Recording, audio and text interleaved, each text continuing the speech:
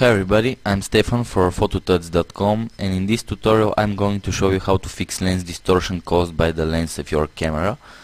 And here is an example that I shot with my camera, and as you can see we have some really strong lens distortion here. These ones are curved and not straight as they are supposed to be. So I'm going to show you how to fix that using Photoshop, using the filter distort lens correction filter. So let's open this filter and see what we have here. We have some standard tools right here: zoom, pen and move grid tool, and some other tools that allow us to distort and try to correct the image, but I prefer to use these controls right here. Also we have a preview and show grid button, and of course we can adjust the size of our grid as needed. And for our case, let's set it to 64, and of course choose the core of our grid, for example this core, and let's see the settings. First we have a remove distortion. Let's turn off the grid for a second and let's see what this does. Basically it corrects the distortion, and if we turn on the grid you can see 10 is too strong, but 6 maybe, and move the grid. As you can see we straightened out these curved lines. Let's set this to 4 and we see distortion. So let's increase this to 7 maybe and see how it looks. And it's about really tweaking the settings and getting it look right. So it depends of the level of distortion of your image. So there is not a standard or fixed number about this value here. You need to tweak it and adjust it as you wish. I think 6.5 should do the job in our case, but again we have some distortion. So let's see other controls, what they do. We have Chromatic Aberration and Vignette, which I will explain in a second, and we have a transform, and basically we can rotate this to straighten it out even more, and it moves the picture in vertical perspective, as you can see. So let's set this to maybe right about 5 looks fine for me. And we have the same but for horizontal perspective. So as you can see we can rotate this and fix it, and 0 is okay. Also we have an angle, so we can fix the angle. If we shot in angle we can fix that here. As you can see, for example, -1 or 0.5, but in our case 0 is okay. And also we have some settings here for the edges of the image. By default it's set to transparency, which shows the alpha channel behind our picture, and if we set this to edge extension it will take our edges and stretch it. So let's scale our image down to see what this edge extension does. Basically it takes the edges of our image and stretch it out, and the result is not very good, but if we set our scale to 100 it's barely hard to see what it does. But we have another setting here background color. You can choose that to use your background color, in our case black, and we can set this to transparency and crop the image instead of using edge extension, and this is what I will do in our case. Set it to transparency and click OK. But before that, I'm going to explain about these sliders here.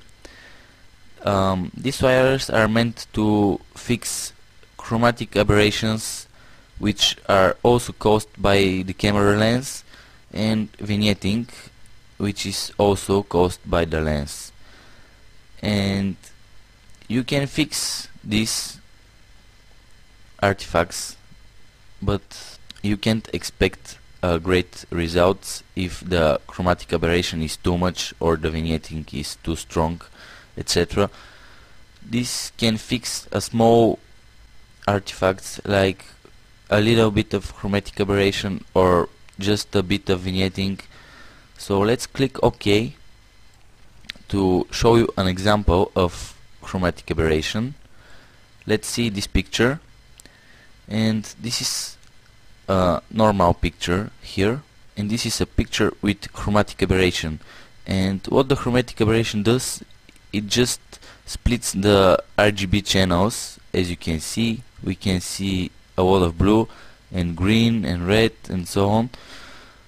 So if we crop this image right here and apply distort, lens correction, turn off the grid, zoom in, and try to fix that, it's too strong here. We have a lot of chromatic aberration.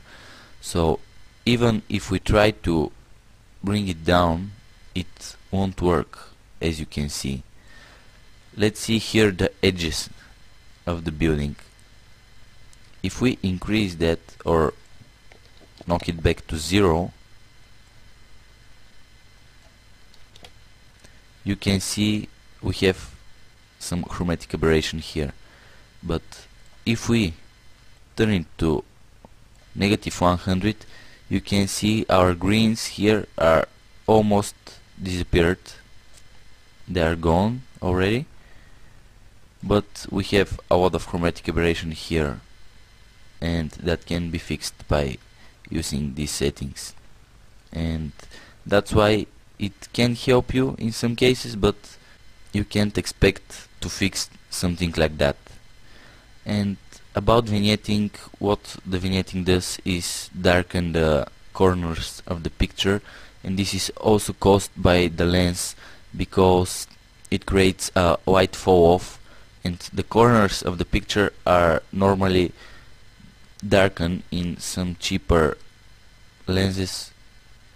So you can fix that by selecting the amount and whiten up a bit the corners, and also play with the midpoint or the radius.